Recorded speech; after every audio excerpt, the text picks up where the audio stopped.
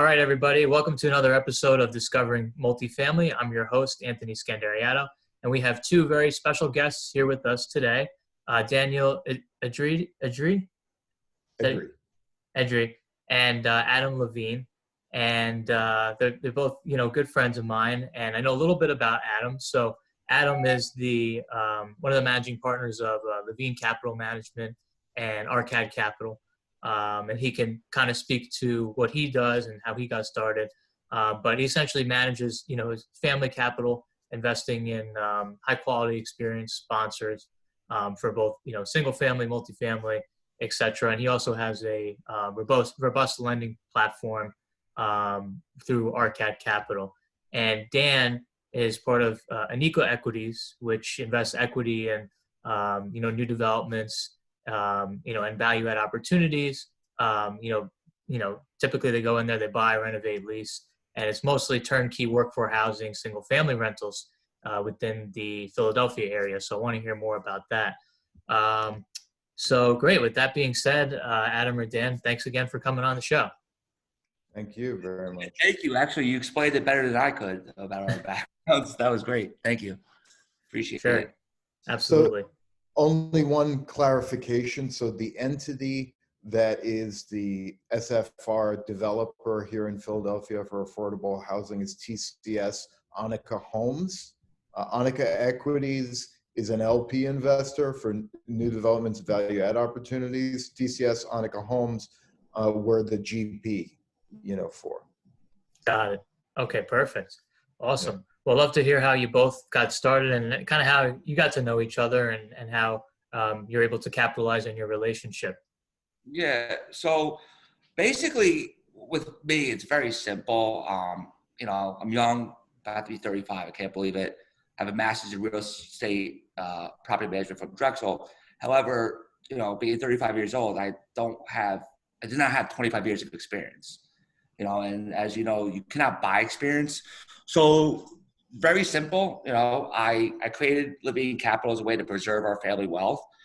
My father, he's a retired dentist. He's very sharp. He's savvy, but he also goes off of trust a lot. And of course, eventually, investing off of trust, you're going to get burnt eventually. So things didn't go as planned. He did suffer a loss. However, there is a silver lining, right? The silver lining is that we have really good relationships. I was able to help build relationships. He's happily retired, he's been retired over 20 years. And he's leveraging my experience in grad school and the relationships that I built. And I reached out to Daniel. I know Daniel for over about 5 years. We worked on some deals together. Daniel's invested with some developers that we invested with. And I reached out to him last year because I wanted to pick his brain on a deal that he invested with as an LP. And also his new venture that we partnered up with Dollar Family. Dollar Family is one of the largest real estate families in America. And I wanted to hear more about the new business plan. And I was also looking to start a new platform where we could allow investors to invest with us. And Daniel and his partners is the perfect marriage where, they're institutional quality sponsor, meaning that they have the infrastructure in place where they're vertically integrated. They have the property management company, they have the construction company, and they also have the experience and the financial strength and the property management team where they could, if needed, eventually have institutional capital partners. That makes me feel very excited and confident. And also it's a way for myself to learn as well. So I'm investing, we're learning. And I created a new platform where other investors could invest with us and learn. I have weekly calls with some of my investors in fund number 2 where we go over everything. We're going over all the documents, the models, and it's really an incredible experience. And, and I'll let Daniel talk more about the business plan and, Great. Thank you, Adam. Great. Love to hear more about the business plan. So TCS Annika Homes, just to give you some background before I get into TCS Annika Homes. So I had invested in the past in all sorts of luxury real estate ventures, new development JVs. I focused on a lot of luxury product for some time. And on the last one that I did, it was a condo deal, and we sold 2 condo units for, penthouse units at 4,300 a foot and then at 3,800 a foot. And the last one we sold, which was a comparable unit to the other 2, for below 2,000 a foot. And that was in 2018, in January of 2018.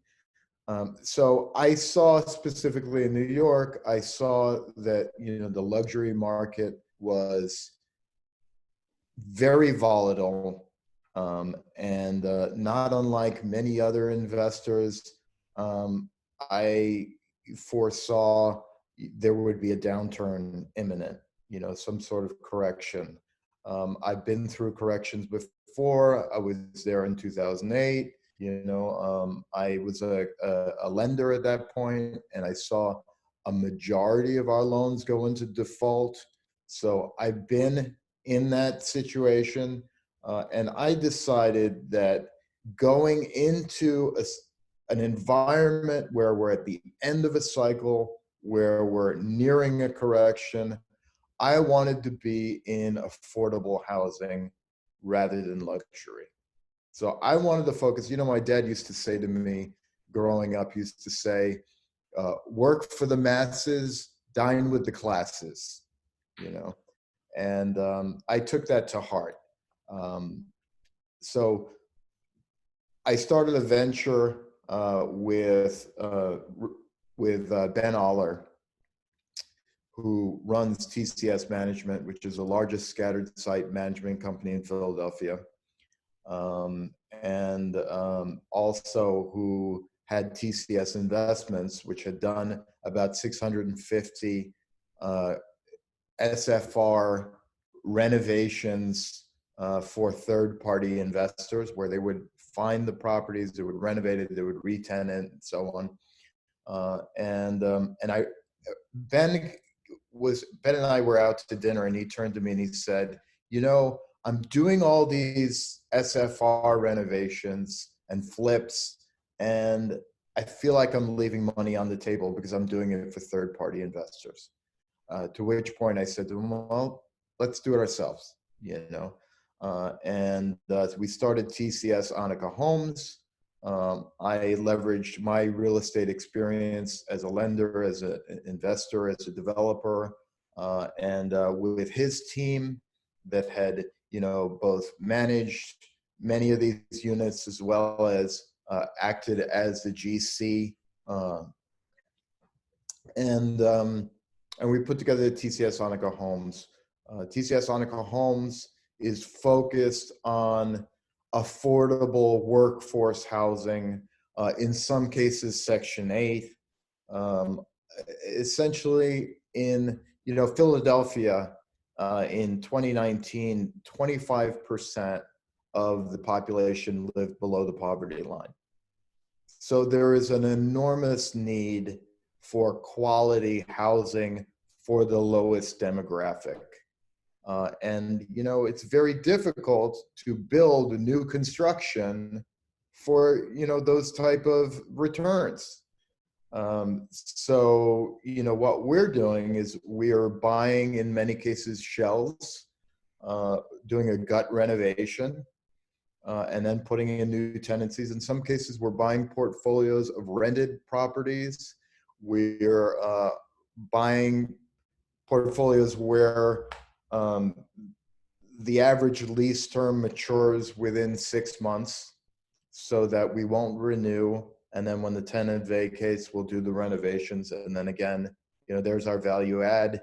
We put in a new tenant and enjoy a much higher cap rate. We did our first fund all equity.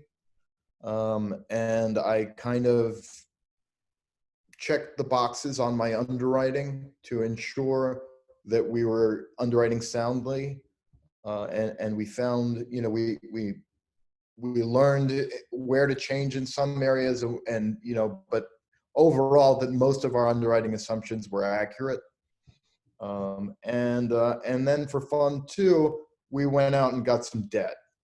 And CoreVest extended for us a $15 million line of credit, which is very helpful at very attractive terms. And the anticipation for TCS Annika Homes now is that we really go into a buying spree and purchase as many of these SFR units in Philadelphia as we can. Do our value add, and then hold for a period of at least 5 years. In some cases, it may be longer. In some cases, I may buy from the investors of the funds back so that we can hold. The long-term goal is, to follow the kind of Blackstone Invitation Homes model and eventually open up a REIT when we have, thousands of these units. So that was kind of a long, drawn-out explanation. No, that was perfect, Dan. So that gave me a really good, for both Adam and yourself, gave me a really good idea of kind of what my follow-up questions are going to be. So Dan, going back to Annika Homes, why? And for my listeners, most of them are in the real estate industry, or if they're not, I could tell you from experience, when you're buying and you're focusing, correct me if I'm wrong, it sounds like on the single-family affordable market. When you did your first fund, and maybe some multifamily as well, but it's been single family in aggregates, right? Units.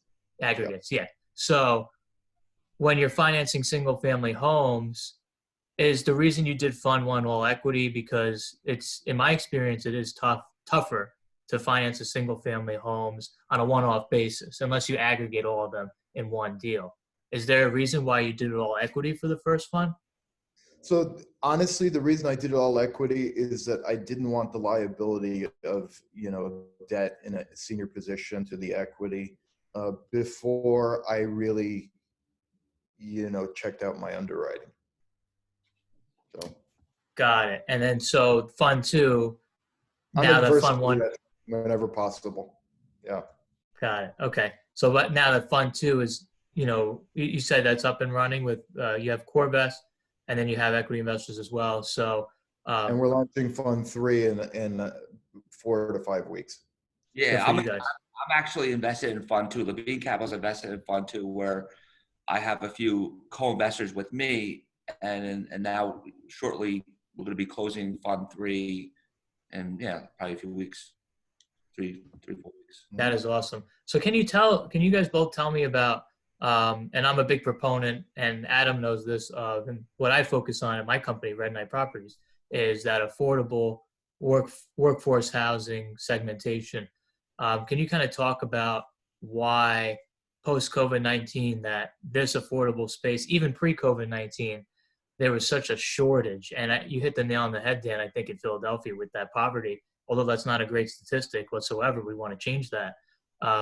New construction, you can't build and charge, those types of rents and make it financially feasible unless you're just, a charity, right?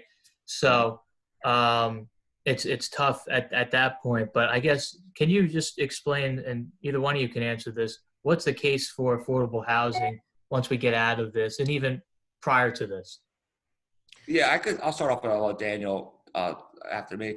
But I mean, it's really, there's so much information out there. If you just look, you could Google that there's going to be more renters. There's already plenty of renters out there. Most people cannot afford to buy a house. Most people cannot afford to live luxury. If anything, now there's going to be even more because of the debt they're taking on. And of course, when you're investing in affordable, yes, a lot of these renters may be paycheck to paycheck, so there may be short-term loss of cash flow. But now, when we're underwriting, we're going to take into account that there may be loss of rents, but the long-term fundamentals, there's going to be even more tenants to choose from. And so I think that it's really the perfect storm for, as a landlord, and to go out and buy. And Daniel, you could. No, absolutely. Adam does some very good points. I think that there will be some trouble because of Corona, because of people that temporarily losing an income. I think that eventually, so in my estimation, the looming recession is maybe not a long one.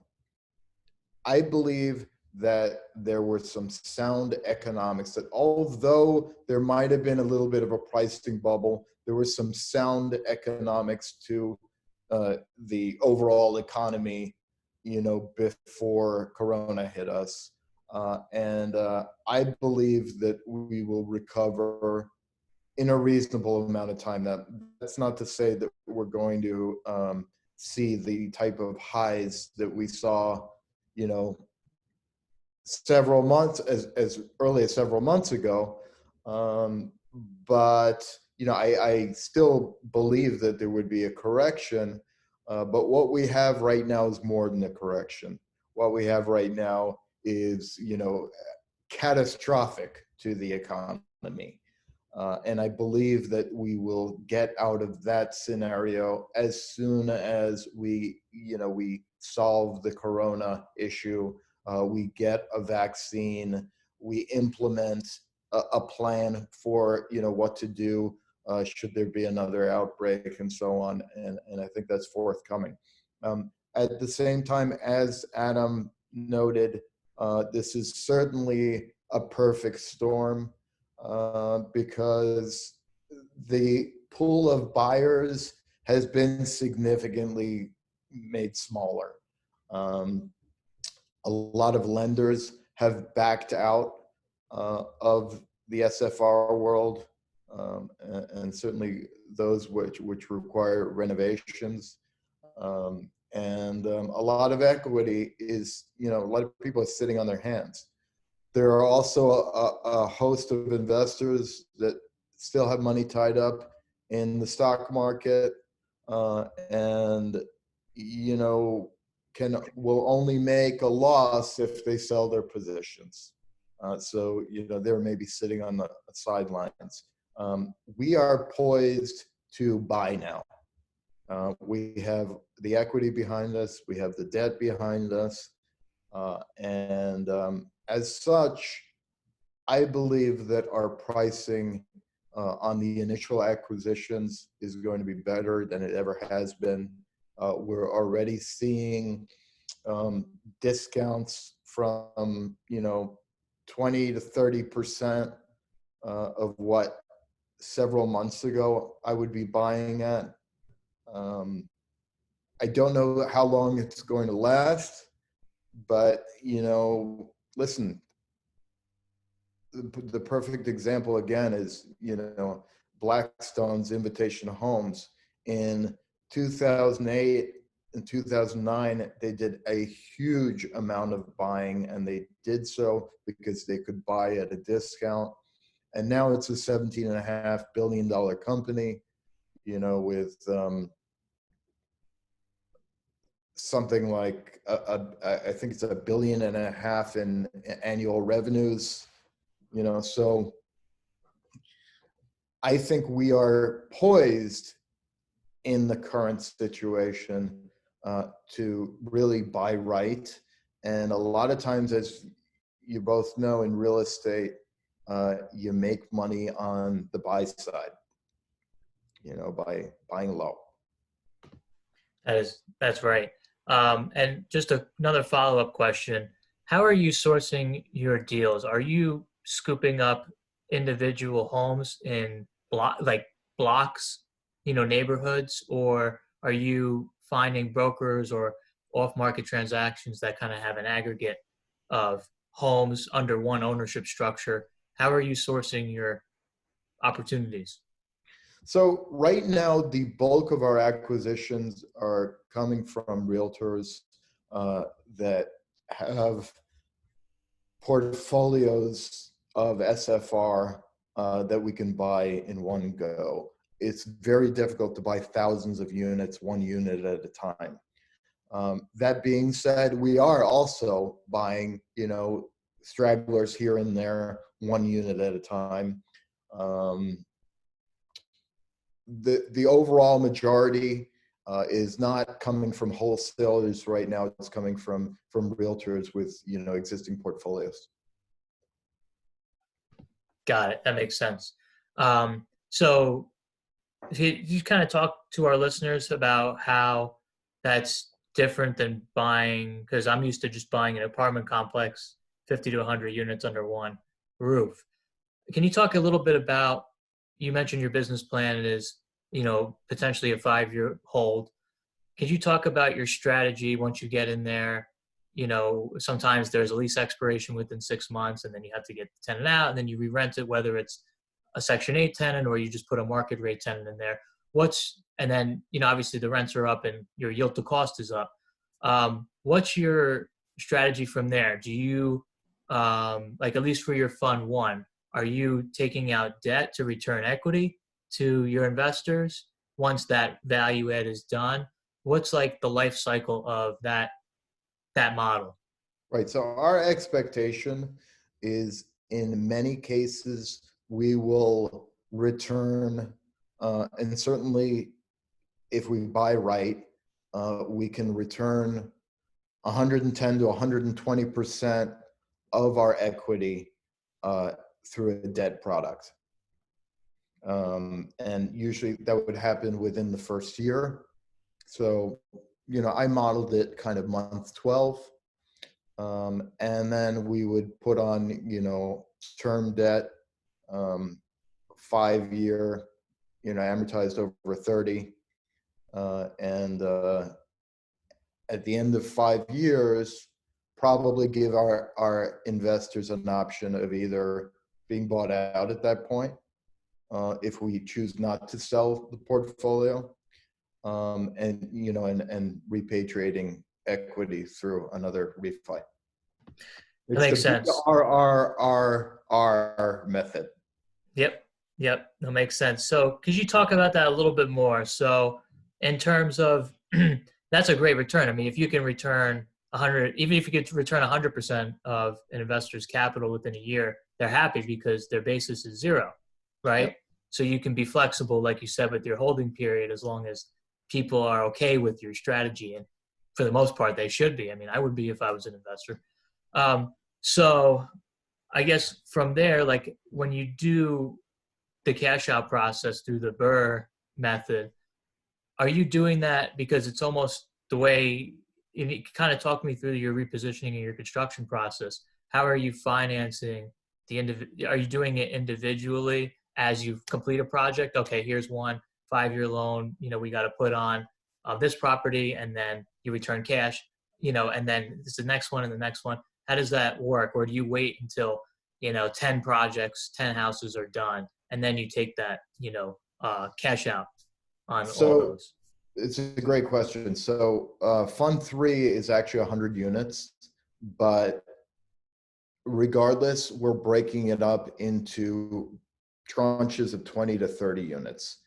And the reason why we're doing that is because we cannot have bridge and term debt on the same borrower with our lender. So if I did under 100 units under one borrower, I would have to wait till 100 units are complete before I refi, which would mean I wouldn't be able to do it within a year hold. So what we're doing is breaking up 20 to 30 units each, separate borrowers for, as part of that fund. There'll be maybe 5 different borrowers within a 100-unit fund. And I should mention also that you talked about the returns by repatriating your equity in the first year and, being your basis going down to zero. So we're looking at, for Fund 3, we're expecting that we can deliver to the investor a 50% IRR, and about a 2.5x equity multiple. So these are really interesting returns. That's for sure. And that's different from the traditional multifamily model, in my opinion. But obviously you've been doing this for a very long time, and you have the expertise to manage all of that, because Well, sounds like a lot of work. Yeah, it is a lot of work, So I would, I've done a lot of multifamily in the past. The reason why I'm focusing on SFR right now is mainly, well, there are two reasons. One of them is that I have a partner with all the infrastructure in place that understands, they're the largest SFR management company in Philadelphia. They understand the nitty gritty of working with SFR. That and the fact that the cap rates are way higher than they're going to be for me for multifamily. Now, I should say, as per our line of credit with Corvest, we can go up to 20 units. I probably right now, I'm not going to be focusing with anything larger than 20 units, only because I'm then fighting with like Ben Aller's father, Richard Aller, who has maybe 50,000 units. And I'm fighting with more institutional multifamily owners. And that'll translate to me in a much lower cap rate. Sure. No, that makes sense. And can we get back to that a little bit? What type of, and again, it depends, if you're buying a one portfolio that's a conglomerate of SFRs, what's like in your region, in the Philadelphia region, what's like the per unit typically average, kind of pre-corona numbers and average cap rates you're buying? So we're usually buying based on existing cash flow at maybe a 9 or a 9.5. But then when we do the renovation, again, we're repatriating all of our equity. Yep. So we've got infinite, returns at that point. Most of what I'm seeing on portfolios is, there are people that try and sell their portfolios at a 6 or 6.5, but those are completely new renovated properties. The kind of product that I'm focusing on where there's a value add component, I'm buying it, between, let's call it between 8.5 and 10% cap rate. On in place, on existing. On right. Existing cash flow, correct. Okay. Right. Substantially, obviously, infinitely higher once the renovations are done. Right. No, that's amazing. And where rates being even pre-corona, where rates were. Yeah. Once you do the refis and repatriate well, I mean, that's that's significant arbitrage. Significant. Absolutely. Yeah. I mean, again, a 50% IRR over a 5-year hold, who gets that? Yep. You have Pretty to get difficult. Yep. You have to get really lucky for sure. And the underwriting before, it was great. Now we're like, wow, it's even better. Yeah. I should say our initial underwriting, we were maybe 25% to 30% IRR. And based on what we expect we can do now with, a lot of other buyers on the sidelines, we're just significantly higher. That is awesome. That is really awesome. Yeah, there's more opportunity to buy. And the party is not going to last forever, obviously, and that's why, we're broken into small chunks, because I'm raising, capital for each individual borrowing entity in these 20 to 30 unit bunches, for that reason, so we can act immediately on what we can buy.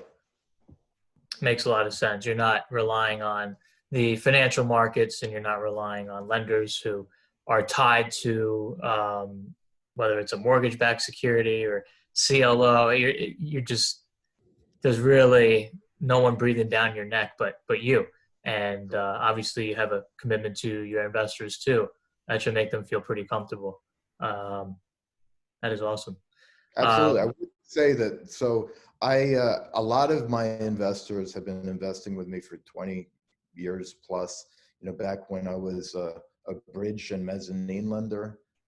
And during the 2008, the Great Recession, the majority of those investors still managed to make a teens return off of our investments, even though there were a lot of defaults and a lot of workouts and foreclosures and so on. Right. And that kind of goes back to the general theme of this episode. Even during the last crisis, he was able to get out of it and still perform for his investors. I mean, that's incredible. And just by being in this segment of the market where you mentioned the lack of competition, especially for SFRs on a huge scale, is huge, because you're coming in there with the expertise and knowledge that most people who are looking at those types of product don't have, or the infrastructure, right? So you have a big competitive advantage, I see, for sure. Correct. And like Adam was saying, look, our finished product is renting for a 3-bedroom between $1,100 and $1,300 a month. I'm always going to have a renter for that kind of rent. Oh yeah, I mean, look at New Jersey. I mean, that's a 1-bedroom price, and Correct. the most remote area of New Jersey. Correct. And this is something this is why I'm investing with Daniel and his partners with TCS, is because it's the experience. I mean, Daniel was able to get out of the last recession. Now it's a new beginning. We're coming back up. It's very hard to lose going back up, but so I know he's preserving his family's wealth. He got out of it, and he's gonna help preserve our wealth. And this new business model, it's really, we're helping people, we're providing a good product in the neighborhood, and we're also helping our investors that invest with us as well. And what I'm doing differently is also, I want to mention, is to invest directly with Daniel. He takes usually a larger check size than most than other fund managers or syndicators. What I'm doing in Levine Capital is I'm saying, hey, you could invest a less denomination with me, and on top of that, you could also be part of our mastermind group that we have on Facebook, where you could actually learn. We'll get on weekly calls with me, and we'll get on a Zoom meeting, and we'll go over everything. With Daniel, it's investor reporting once a month, but with me, it's we're doing this. We're dissecting the whole investment, and we're making we're making a good return on our equity as well. And awesome. It's a great advantage for people that are investing with Adam with Levine Capital Management. Most of my investors are $200,000 plus. Adam can take smaller investors that are just getting their feet wet. Obviously, they all still need to be accredited investors, but I'm not going to take a $25,000 or a $50,000 investor, and Adam will, and he'll earn a promote, as part of the club, but it's well earned, with all of the value that he's bringing to the table, and the fact that a smaller investor can get their feet wet in a fund like this. That is awesome. I'm glad you guys. Now I hear the story, which is great, and I'm sure for those of you who are listening can appreciate the value of a partnership like this. They were able to figure out some synergies and build this type of professional relationship, as well as investment relationship, which is great. And I think that's important, because a lot of sponsors that I see just take the checks and then they do, quarterly reports, and that's it. There's no communication whatsoever. There's no, how can I help you with your business? There's none of that. And I'm very cognizant of that. And, the people who invest with me as well are usually working professionals. And if I can send them business or help them out, I always love that. And I always love getting their insight as well. And it's just great to see this type of partnership in our industry, because there's not a lot of it. Mm-hmm. It really means a lot. I mean, I really value our relationship. You know, I remember I met you at your real estate club that you have, and I was like, wow, I like this guy. I want to stay connected. And same thing with Daniel. I've known him for 5 years, and you know, and I was like, I got to stay connected with him, because there's a lot of smart people that have been around, but it's also something else that not everybody has, is integrity, humbleness, you know, people that you just like.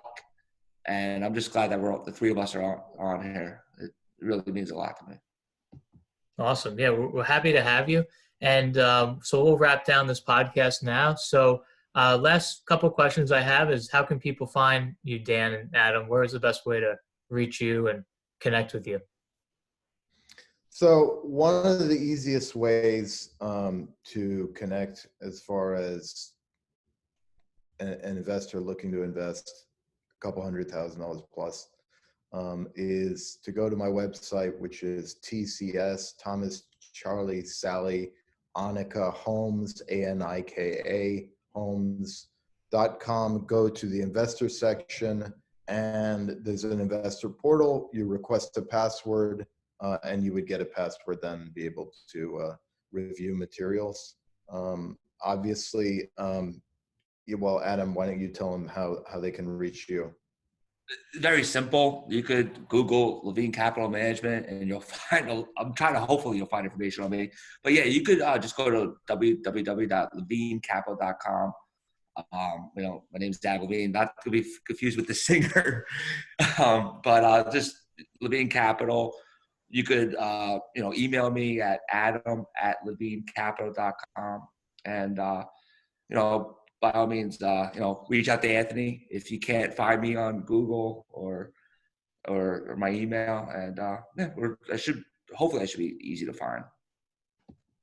Absolutely. And then what I'll be doing, guys, is after this podcast is posted, I'm going to put links to everything that you just mentioned in the description and the comment section, so they'll be able to reach out to you directly. But like I said, if none of those links are working, which they should be, reach out to me and I'll put you in touch with either Daniel or Adam at your request. So thanks again, guys, for coming on. Really appreciate it, and looking forward to staying in touch. Thank you. Thank you, Danny.